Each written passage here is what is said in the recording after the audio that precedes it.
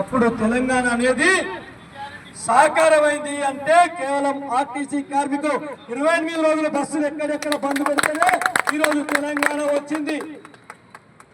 కానీ తెలంగాణ వచ్చిన తర్వాత ఈ గద్దెనెక్కినటువంటి పాలకులు 10 ఏళ్లు పాలించినటువంటి కేసీఆర్ ప్రభుత్వం ఆర్టీసీ కార్మికుల్ని ఏ రోజు పట్టించుకున్న పాపాన పోలేదు.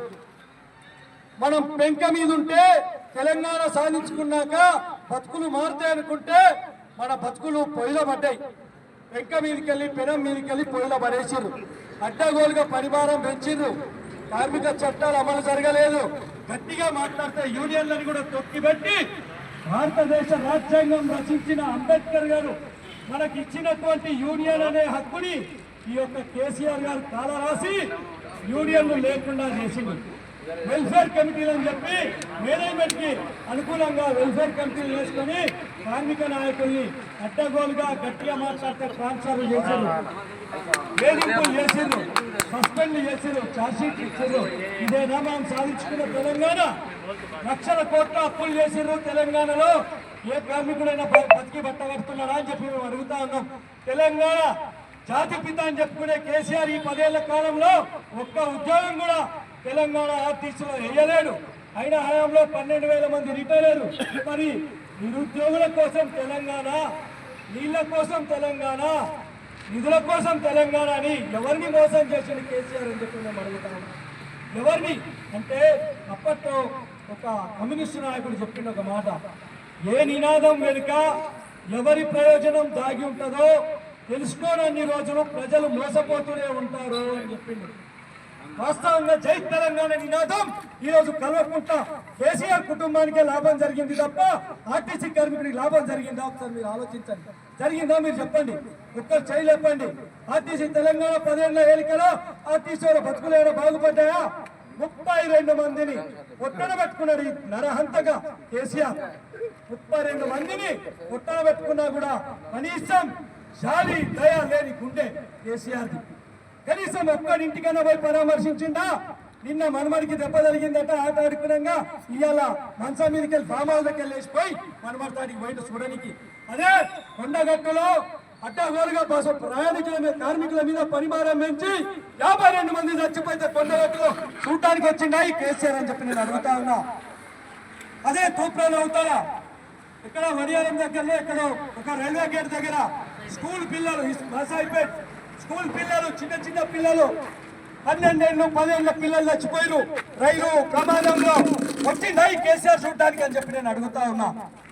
ఎవరి కోసం ఈ పోరాటం చేశారు మీరు? ఎవరికి గుమాయించడానికి చేశారు? ఎవరి ప్రయోజనాలు కాపాడారు? ఎవరికి ఉద్యోగాలు ఇచ్చారు? ఇలా ఆర్టీసీలోనే 12,000 ఖాళీలు ఒక్క ఉద్యోగం మీద కేసీఆర్ ప్రభుత్వం. మరి ఎవరి కోసం ఈ తెలంగాణ అంటే మనం ఆలోచించాలి. ఏ నినాదం వెనుక ఎవరి ప్రయోజనం ఉన్నదో మనం తెలుసుకోవాలా. తెలుసుకోకపోతే నష్టపోతాం. మేము ఆ రోజు కూడా చెప్పినాం, ఈ రోజు కూడా చెప్తున్నాం. మన చాలా మంది కార్మికులు ఈరోజు నాకు విలీనమే కావాలా అని అంటున్నారు. ఆల్రెడీ ఈడీలు మన అధికారులు ఆల్రెడీ ఆంధ్రప్రదేశ్లో పోయిరు, చూసిరు, చదివిరు, తీసుకొని వచ్చి ఇప్పుడు ఎస్ మేము రెడీ ఉన్నాం చేయమంటే ఇప్పుడు చేస్తాం. ఈడీలు ఎట్లా చేస్తారట? ఏపీలో ఎట్లుందో అట్లా చేస్తారట. అది మనకు అవసరమా? ఏపీలో అయినట్టు ఏపీలో ఏమేమి నష్టాలు ఉన్నాయో తెలుసా మీకు? నేను చెప్తా. ఏపీలో ఏమేమి నష్టాలు ఉన్నాయో నేను మీకు చెప్తా. ఏపీలో మన వైద్యం పోయింది.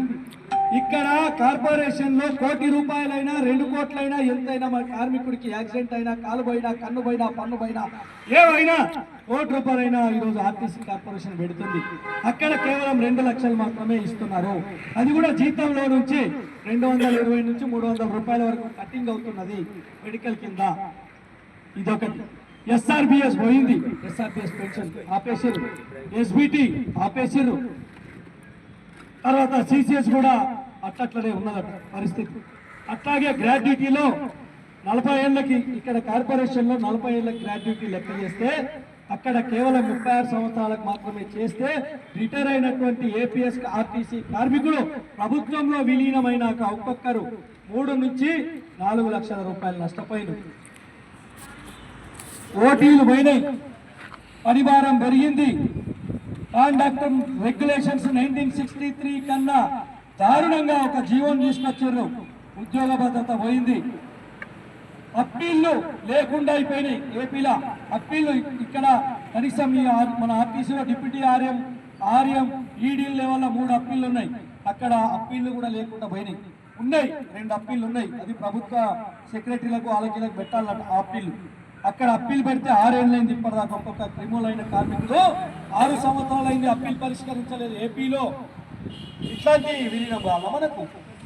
ఇట్లాంటి విలీనం కావాలా? తప్పు చేయకుండా చిన్న పొరపాట్లు పని చేస్తున్నప్పుడు కార్మికుడికి తెలుసో తెలియకుండా పొరపాట్లు జరుగుతాయి.